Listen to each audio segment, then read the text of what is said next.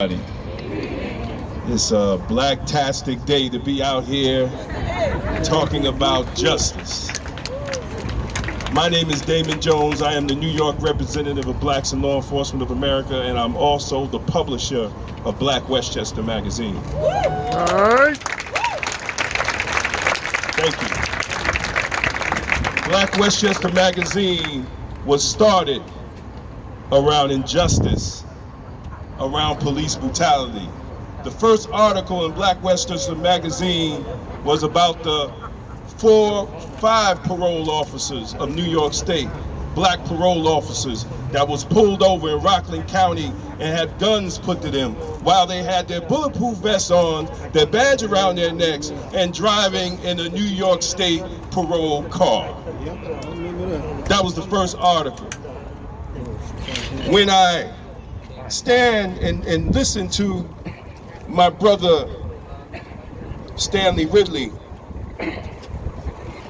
and I've stood with him through the ordeal, it reminds me that in New York City, 110 black officers in plain clothes or off duty have been shot at, or killed by their white counterpart in uniform. And it has never happened in the reverse. There's never a case that a black uniform cop would shoot at, or kill a white off-duty police officer or plain clothes. So we understand that policing in America, its DNA is racism and white supremacy.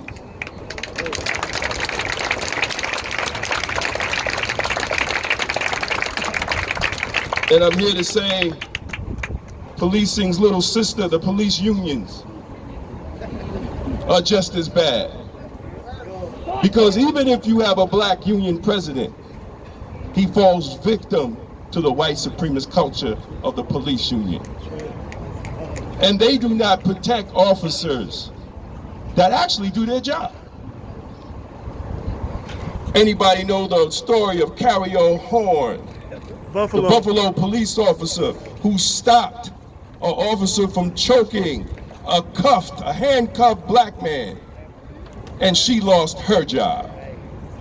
There are many officers, black and white, that have stopped fellow officers from committing crimes, and they ended up losing their job.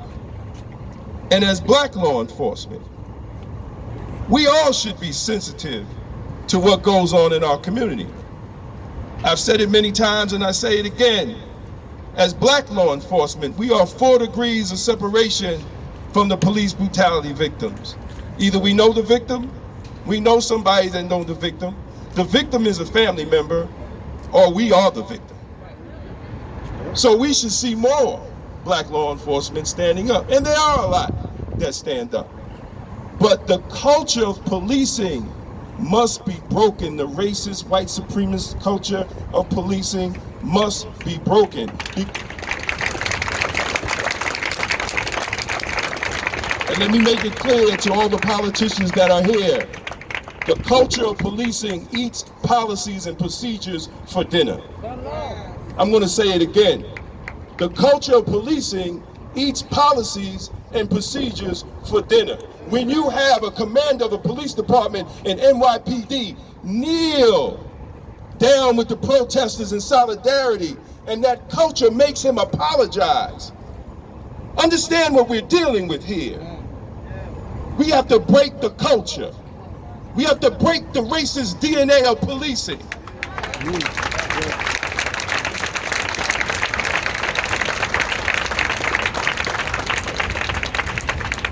I thank the state officials and the governor for passing the no chokehold. But as law enforcement, we take MMA, martial arts, jujitsu, and everything else. We could kill you. We don't need a chokehold. But we're still violating what? Policies, procedures, and training. So we need a law. We need a police criminality law that says if you violate policies, procedures, and training, your ass go to jail. As simple as that. As simple as that. I'm going to say it again so everybody can get it. And I'm going to add something to it. So if you violate, let me start. Police officers, law enforcement officers, we are paid by the taxpayer. We're paid by you. Right? All this polo I got on is from you. My nice Wrangler truck over there is from you. It's from you. The benefits I get, these nice glasses that I left here, it's all from you. So we get everything we get is from the taxpayer. So if we willfully go out in the community that we sworn to protect and serve and violate the taxpayer through what? Policies, procedures, and training that leads to a severe injury or death, we should go to jail. Simple as that. So when you talk to your elected officials, and I love all my elected officials, we just don't need a chokehold bill because George Floyd didn't die of a chokehold. He died to a knee to the neck.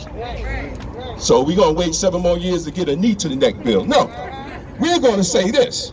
We're going to ask our politicians to pass a police criminality law that if you violate policies, procedures, and training that leads to an injury or death, your ass go to jail. Thank you very much.